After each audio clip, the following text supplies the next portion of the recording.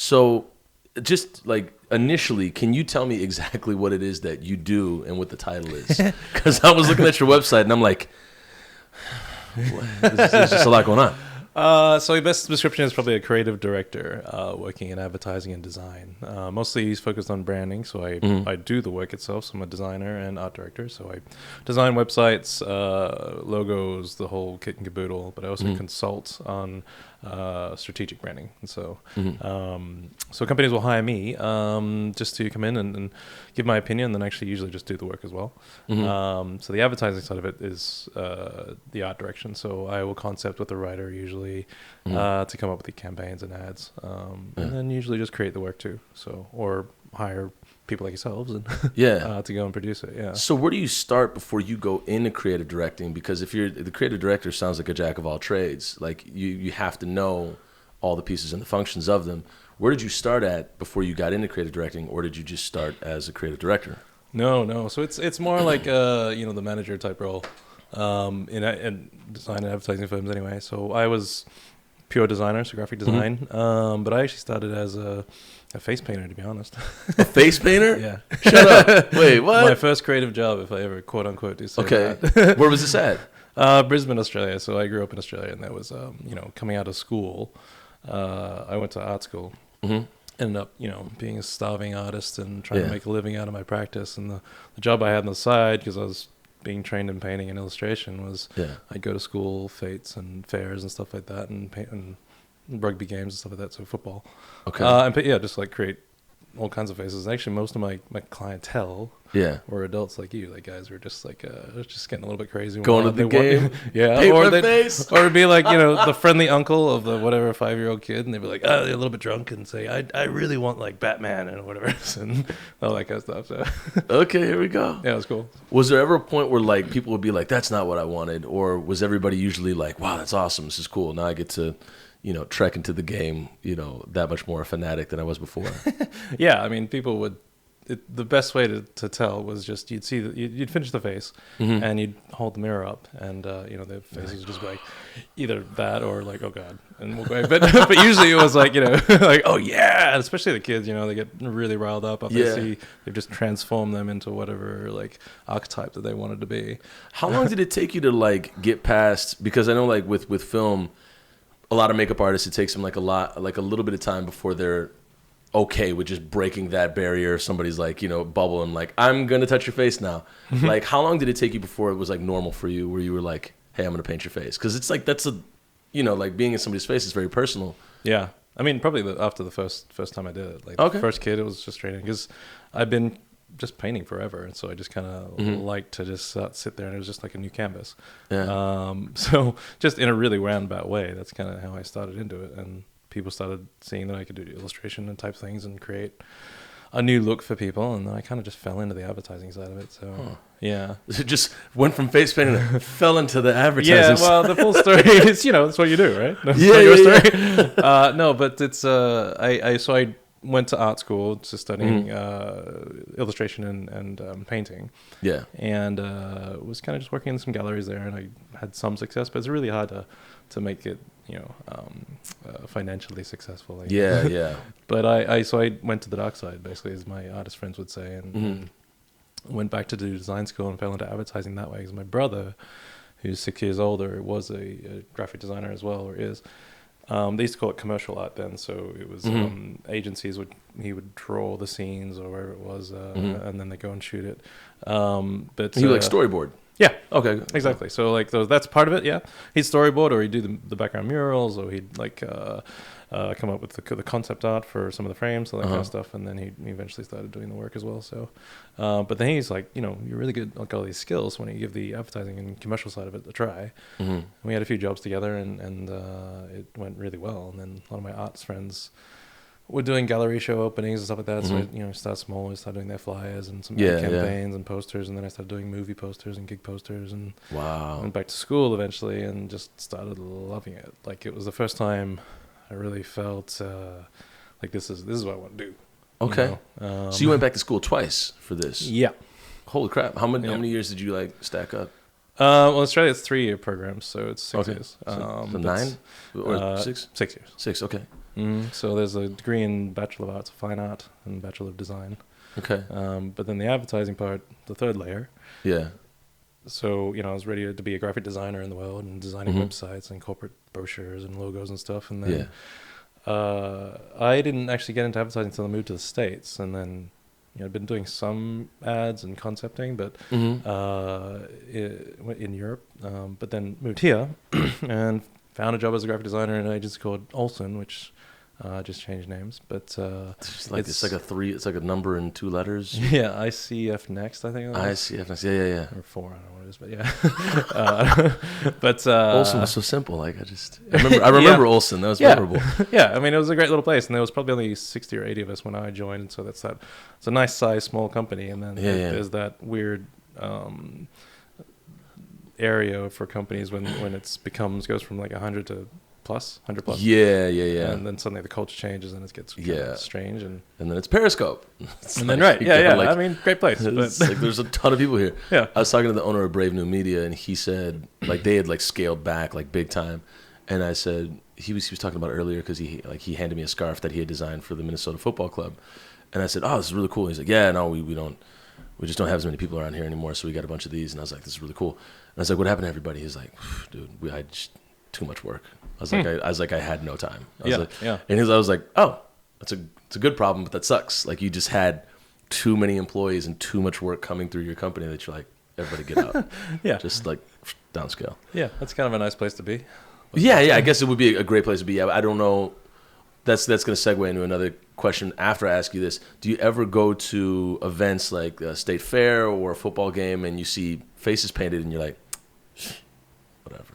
Like I could have done better. I get all elitist about my face painting. No, it's actually, I was trying to do it the other day. Actually, it's funny enough. Because I have a 2-year-old now, and she's just really likes to role play. And I was painting a watch on her wrist because she's interested in all things. Painting a watch on her. Oh my goodness, that's so cool. It was pretty cute, and she's trying to teach her the time and stuff. So she's got this little watch there, and then of course it naturally just went up the body, and she wanted to get her face painted and whatever. And I was like, oh yeah, I haven't done this in a long time. So I started trying to paint a cat, and just couldn't remember it all. So just because I used to be kind of particular about it. Yeah. But now it was just like, okay, no, I'll just give you a little black nose and some whiskers, and that was it. And exactly. Done, and then I'll look at it again, like, I want to change that again.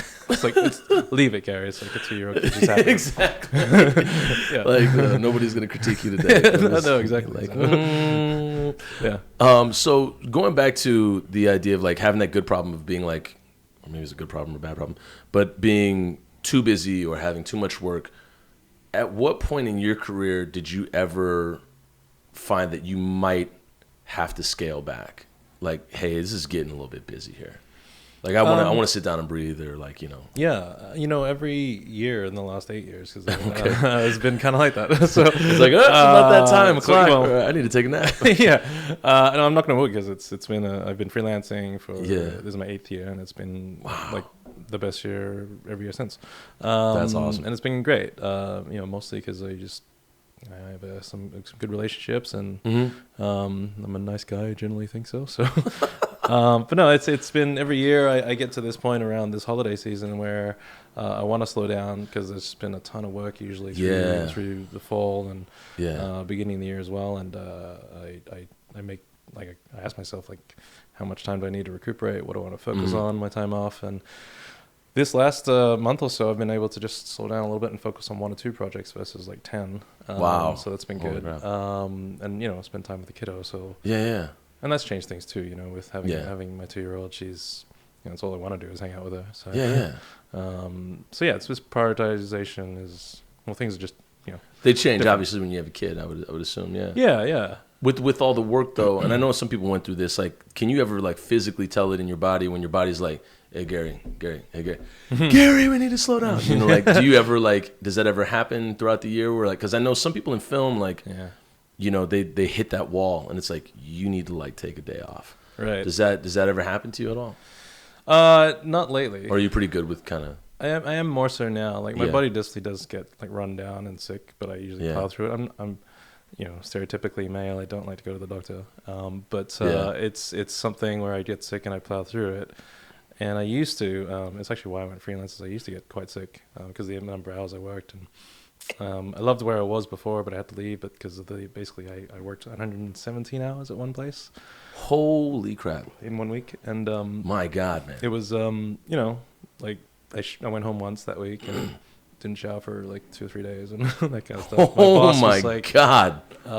you're starting to smell. So how many hours are there in a week? I don't even know, but I remember logging that much in my timesheet, and I was just like, wow, okay, What the hell's going on what's here? happening? Yeah, and it was the company was building up the department, and we were doing some nice work I was proud of, but I just couldn't maintain it, and Yeah. it's I have the added like I don't know what to call this, but I was a workaholic as well, and Yeah. I just like to keep doing and work and perfect things and perfect things and Yeah. perfect things, and just my company allowed me to do it, so I just kept going. And then, Yeah. So yeah, my body for a number of years was just really really run down, and I would get sick like quite often. And when I grew up in Australia, I never got sick. I just had that kind of weird metabolism and thing where I just never got sick. And then, would they ever work somebody 117 hours in Australia? I mean, yeah, but it's like You could, I mean, that's I'm not gonna knock on the company so much because it happens a lot. I don't. Yeah, That's kind of extreme, but well, I just know like in the U.S. I mean, it's like very common. Like for like bankers, like it's like almost like culturally, it's like, well, yeah, this is like have to get the job done. And I don't know if it's like that in Australia or not. Or no, that's a good point actually. There's definitely a difference here. Like the work ethic, I call it work ethic, but there's definitely a pressure to keep going, and work comes first always. Yeah, the expectation. And I think the culture in Australia is like it's similar where people want to work, but we are a little bit more laid back. And well, Spain, I mean, you got siesta. It's like everybody needs to leave here at noon. You come back at 3. Coming 3. Yeah, which makes total sense. Everybody wants to spend time with your family. Yeah, or take a cat nap. Or whatever. Yes, exactly. Yeah, but I think like one big difference, for example, is I think standard annual leave in Australia is 4 weeks, and here it's more like 2 for corporations and things like that. Yeah. So that just says it all culturally. I think. And now people are pushing for these 4-day weeks, and I think Finland just announced like a 4-day week and a 6-hour workday, which sounds awesome. That sounds great. Yeah, sounds doable. Yeah. Well, I mean, it's something I'm trying to get into now as well with the freelance, because I can control my own time. Is just less hours but more focused and quality work versus just trying to churn it away. Yeah. And then I'm also like, I think that helps you love the work you do a little bit more if you can spend a lot more time doing all the things you like. Yeah. Work or not work. So Yeah, as opposed to having like 10 projects, being passionate about 2. Yeah, because you burn out pretty fast. I would assume so. Yeah. So it's 10 projects. Oh, go, and then you're doing 12-hour days, and then you're just trying to fit in things around it, and so your body's getting run down. You're not eating that well, and your family's complaining. Your friends are like, "Where the hell are you?" And Exactly.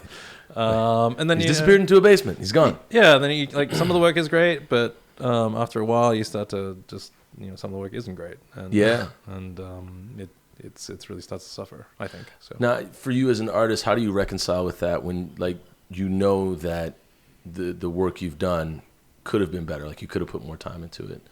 Like how do you rebound from that, or like do you try to just course shift, or do you say, all right, maybe I need to do less? Like how, like what happens when you do that? Because I know that in film, when I do a take and I'm like, damn, I wish we had at least 2 more. I just don't tell anybody, but that's me though. I mean, and like art is super subjective. So, sure. How do you reconcile with yourself, or how do you check in with yourself if you're like, I don't like the way that turned out? Well, I think at least for design and advertising, you got, and film as well, you got the deadline, you got to get that one take right. And so on one hand, you just get better as you get older and more experienced to do it the first time or second time, rather than trying it over and over again. I don't know how to answer that one so much as like I was gonna say I just don't care as much, but I don't mean that in a bad way, as in like I just don't try to put this pressure on myself the first time I do it to get it right the first time. And it ends up being a little better anyway when I don't do that. As in, I guess it's just, you gotta have confidence in yourself when you start to do the work, I'm just going to do it the way I do it, and if they're going to like it or not, and they're going to give me criticism, then I'll change it. But well, yeah, because there's always notes going back and forth. So if I mean, like, if the client is like, "Oh, this is dope, this is great," and you're like, "Oh, well," I mean, everybody's going to critique their own work, but if the client's like, "This is great, we're going to run with it," then you can't really say, "Oh, I did that bad of a job," I guess. I don't know. Yeah, I mean, I think going into a project, have a point of view, and then, that's usually why people hire you. At least from our field, it's, they hire an agency or a freelancer because of the type of work they do or the position they take on it. And that's a weird thing to say, but it's just you come in with a perspective. And so you do that perspective usually, and it's and you stick to it, and usually it works out fine. I mean, so almost like the client's already teed up in a way. Yeah. Once they've started to contact me, they're the kind of thing that I can bring to the table, and then that's half the battle, really, trying to sell it. So they already like, so they're already on your side. Right. Not sure that answered your question, but no, it gets around to it. It's a tough subject to talk about because it's like quality control in art. Like art is like, I mean, it's super subjective, and clients have like an idea of what it's going to be and what it shouldn't be. But you, the source, have an idea of what it could be, and it's that narrative that is always going on in any conversation or shoot or film or branding, where it's like, are we on the same page? Yeah. And that's tough to navigate when you have so many things like going on. Where I would assume it's tough to navigate. I've never been in your shoes, so I don't know how to do that. It is tough, yeah. I mean, a lot of it's just relationships, building relationships, and getting on the same page about the things you're trying to create. So it's one is doing the work and something that's emotive and tells a story. But the client is has to sell something at the end of the day, and you got to make sure that whatever you created meets that need, and so it's a constant relationship building and understanding conversation. What is one thing growing up that you saw, and it doesn't have to be the first thing, but what's one thing you can recall throughout your childhood that you saw? It was the shape of it, or it was the font of it, or the color, or the aesthetic of it, that you started to dissect it and you kind of realized that you were creatively assessing, shapes and things around you. Maybe it was a movie poster. Maybe it was, I don't know, a font. I don't know. What's the first thing that comes to mind? That's a good question. I used to be I still am, really passionate about like fantasy stuff and knights and castles and medieval type of things like that. And that's the first thing that popped in my mind was this drawing I used to do like over and over again, was this castle on a hill. But I would change every time I drew it. I would change what was in the castle or coming out of the castle or around it. So the first time was like, knights on horseback riding out of it and on the field and that kind of thing. And so I was probably about, 6. Wow. And but I always remember this one castle because I don't know why. I kept drawing it over and over again. But the next time we go back into it, I'm like, what's the scene I wanted to think about? And it ended up being a dragon flying or something like that. Yeah. Or to change the flags and what they looked like. So instead of being like these long banners, they might be one big, wider looking thing with a symbol on it. So it just, I guess that's a great question. I've never thought about that before. But yeah, that's probably the first instance where I was really like critiquing my own work and trying to perfect it, like going over and over again, changing the decisions that I made, that kind of thing. So interesting. Yeah. What's like, so segueing into that, because I wanted to talk to you about, because I know that you have some knowledge of what is the word for it? I guess it's fantasy, sci-fi, all this jazzmatazz. What is one of like the first movies that really set the tone for fantasy film in your mind? Because I think we all have one, but like for me, like sci-fi, I would say Aliens. Like that changed the game for me, and like from then on, it was like everybody took note from that and then went forward, and that was the Space Marauder, like film. But what for you set the tone for fantasy or sci-fi in your world? I'm gonna go back to the kind of childlike stuff, but the Labyrinth, if you remember that. Damn, yeah. Oh man, jeez, Lord. I mean, that scared the crap out of me. It was like, It was, yeah, exactly. But it had all the feels. Like you were Yeah. like scared. David Bowie was just kind of scary, but kind of was he awesome. doing? And weirdly, as a kid, you're like, "That's so cool." And Yeah. he's got a big bulge. What is that? And and then you've got this amazing puppetry. Yeah. And just everything about that movie was considered, and each little character, each little plot point had some significant creative element to it that you wouldn't have thought about. That drove Sarah to the next piece. She's going through the labyrinth, and she meets a bloody. Who thinks of like she's lost in this labyrinth, and then she sits down and she starts talking to a worm, and all that kind of stuff. And it's just all that stuff. So it just one after another, I was just like, wow, there's a whole nother world being opened up every time. Yeah. We turn the page. What came first, the labyrinth or the never-ending story? Oh, you got me there. I don't know. That's a good bar trivia. But that's for that whole that whole era, right? You had Never-Ending Story and Labyrinth, and like Princess Bride was in there somewhere. Princess Bride was dope. Princess Bride was like a simplicity, but then the language used in that, like just the dialogue. I was just like, did he just say that he would cut everything off his face except for his ears so he could hear women shriek when he walks through the streets? I was like, oh my god, that's a bird. Yeah, that was like, I was like, like my brain at the first time I heard it, I was like, what? Yeah. And then later on, I'm like, damn, that's cold as hell. I can't believe that motherfucker just said that about him. But with Labyrinth, going back to Labyrinth, and like, was it Dark Crystal? Like, when you say the word considered, like that's for me is like the number one. It's just the number one rule going into any kind of project. It's like, can everything just be considered, please? And it's tough. It's super tough because things can fall arbitrary. It's like, why was that there? I don't know. It's just there. Yeah. It just happened to be there. And that's it's definitely, I love that word, because it's what I say when I'm teaching or managing younger designers particularly, I said everything on the page has to have a reason. It might be a pretty arbitrary or superficial reason, but like, just consider it. Think about that font, think about that color, think about why you're putting that image together with this combination, etc. But it's with everything, you may not have the budget or time or whatever to do. Always consider everything. Which is the rub. But like, man, if you can do it the first times you're going through things, just think about everything you go through. And if you have the luxury of time and you're able to go back and look at things, and then why wouldn't you consider everything? True. Do you teach like art at all, or no? Not officially, but I did some drawing class type lessons, and then every now and again I'll be brought in to help like manage and kind of guide a younger group in a company. But it's mentoring. I do like it. It's something I never like put 100% into. So I saw on your website you had done the logo for the Butcher and the Boar and something for like Loon Fest or something like that. For those things, did you just simply do the graphic design, or was it like all the branding for those? So Butcher and Boar is a good example. So I didn't do the logo. It was actually the mark itself was done by... It's great cool. Logo. Yeah, I mean, it is cool. That was actually done by Adam, I think his name is, out in Seattle. But the restaurant came to me and said, we have this mark, but we need like everything else. And they basically just had the mark, and that was it, and they didn't know what to do with it and the name.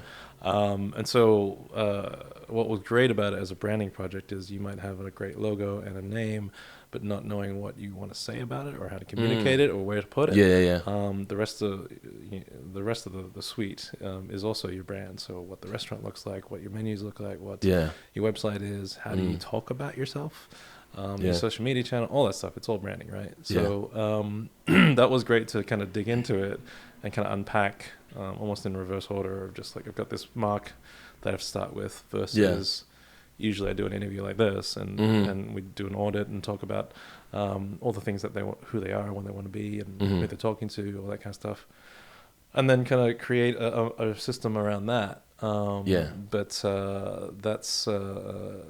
that was a great project because they kind of jumped in with me, and it was actually through another agency. We kind of did some packaging design. They're now like selling their sausages in Lunds and Barleys, and which is really good stuff.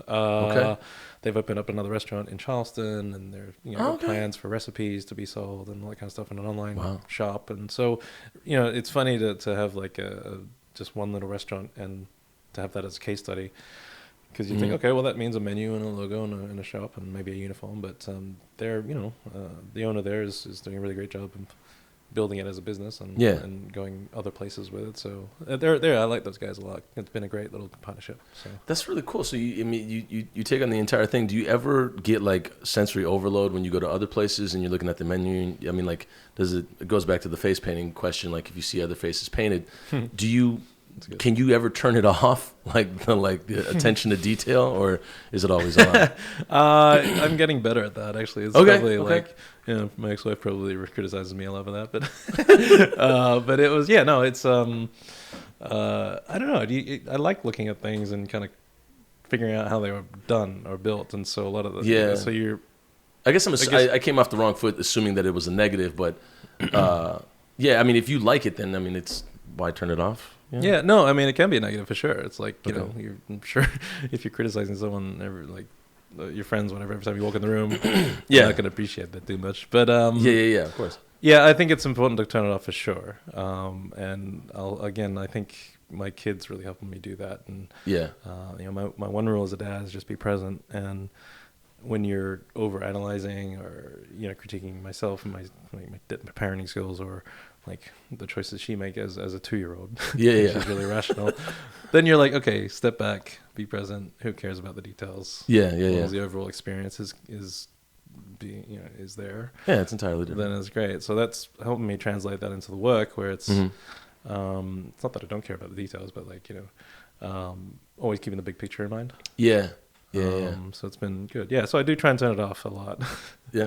More so these days. So I'm curious, when you were coming up, like what are 3 fonts that you chronically used, like coming up, like in graphic design? Like did you have like a go-to source like that you just would start out with?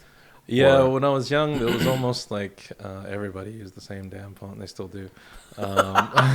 So you go to design school, and like Helvetica is like the thing. Helvetica. And Helvetica is this. It's been around for a while, but it's the very clean. I almost want to say it's on this class, but very clean sans serif font that is just universally used. Target has a version of it. And just does everybody use it because it's easy, and most clients want something clean and that kind of thing. Like it's kind of low hanging fruit. Beautiful font, but everywhere. So I did the same thing and was just like, I was going to use that. And then you try and be different, and then you'd use basically. Gotham was another one that came through. It was a little bit more geometric. We can get really detailed about this stuff if you want, but we can. Yeah. I mean, it was still very clean and. Similar in the ways that it really didn't add much value to or anything different from Helvetica. It was just like, okay, here's another sans serif font that's fucking everywhere. Okay, exactly. But it was beautifully done. But I mean, unfortunately, I kind of fell into those buckets of like reusing those kinds of things too. And then I'm gonna admit that type is probably the one area in my toolbox that needs more sharpening. Because I think I used to draw a lot of different types of fonts and things like that, and display fonts and just fun things and make them more pictures and imagery, and then but it's not always legible. So there's always a balance of doing things like that. I will say when Word went to Calibri as like a default, I was like, this is kind of dope. And then after like a week, I was like, I would see all these like band posters, and I'd be like, everybody's using Calibri. Yeah, this is like, no. Can't use it now. Can't use it. Yeah, well, there's all those default fonts that you have in your system, like whether it's like Word or Microsoft. Those people in the Word you got on the Mac, it's got their own default fonts. So if you're not in the design world and you don't have access to all the bigger libraries out there, then everyone's just going to use the same things, and you see it all the time. But it's fine. Yeah. I don't know if you've ever seen that SNL skit when he does Ryan Gosling's talking about the Avatar font. Yeah, and he's just losing it. Oh my god, that's one of the greatest bits of all time. Yeah, it's awesome. Yeah, it was so. Are there any movie posters that have like really influenced you growing up, or even now that you see and you're like, holy crap, that's something I'd really want to do? I mean, like just break out of branding and just do that real quick. Like, are there any that strike you from the past or now? It's funny because the immediate thought is actually not so.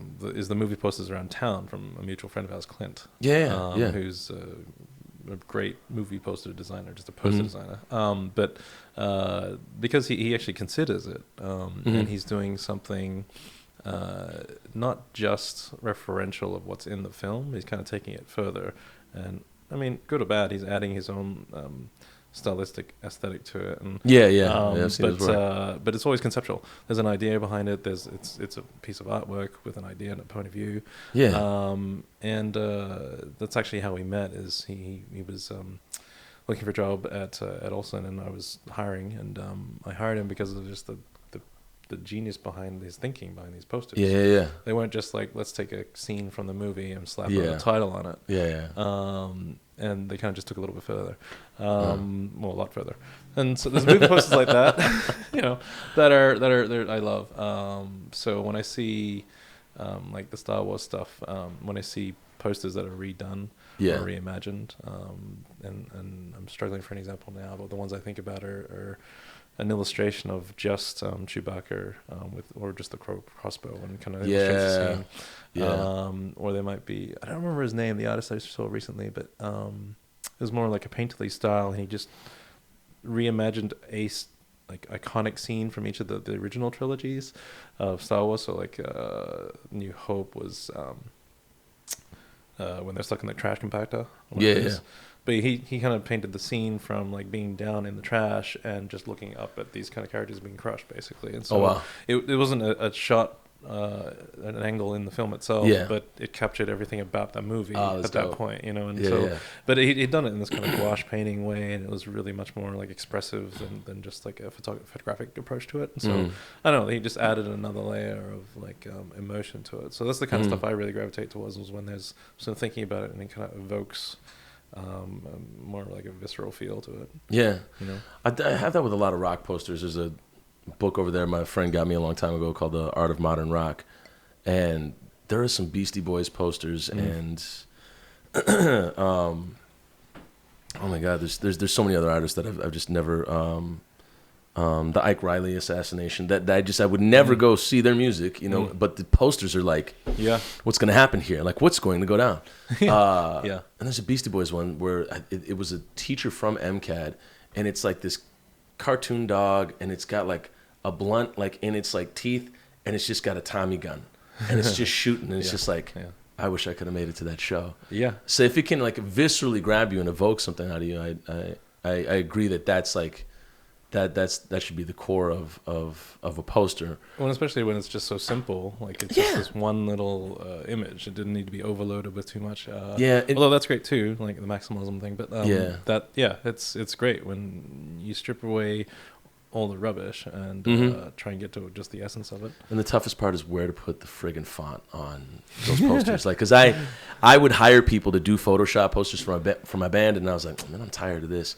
And so I learned Photoshop on my own. Well, actually, my friend Adam Dunn taught me it, and then flew from there. But the toughest part was like, where do I put the words? Like where, because you can't just like overload the whole frame with words. You got to let them like kind of like space breathe. When you used to take on or take on now any kind of graphic design, what do you find to be the toughest part in assembling just a simple poster or a flyer? The toughest part.